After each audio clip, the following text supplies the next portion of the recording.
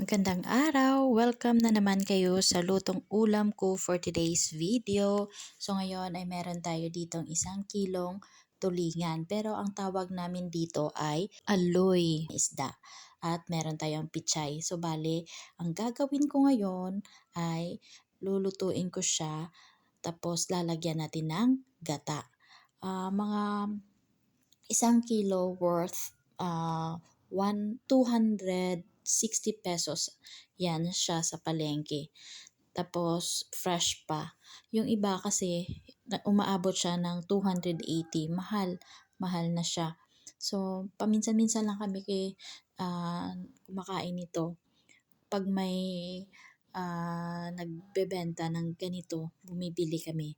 Pero yung usual namin na menu for this isda ay paksiw. Pero ngayon, lalagyan na naman natin ng gata para maiba naman. Pero yung iba, sa nakikita ko kasi, yung mga napapanood ko, nilalagyan nila ng taba ng baboy. Pero ako hindi ko pa na-try yan. Pero kasi wala naman kaming ngayon, available na taba ng baboy. So ito na lang, lalagyan lang natin ng gata at saka pechay. Masarap naman siya. So ito at pinaglalagay ko na yung mga sangkap niya. Tapos tinimplahan ko lang yan siya. Nilagyan ko lang ng asin tsaka magic sarap. Hindi talaga mawawala yung magic sarap sa amin pag nagluluto ako. So magic sarap baka naman. Tapos dinagdagan ko ng soy sauce. Pampadagdag ng lasa kasi tong soy sauce na to. Sunod ay nilagyan ko ng tubig para naman malaga siya at lumambot yung karne ng isda. Naglagay din ako ng suka, konting suka lang para may asim naman yung isda natin. So yan at nilagyan ko din ng pamintang buo para may aroma yung ating ginataang tulingan. Tsaka dinagdagan ko ng paminta powder. Yan. At nilagyan ko din naman ng laurel leaves para mabango.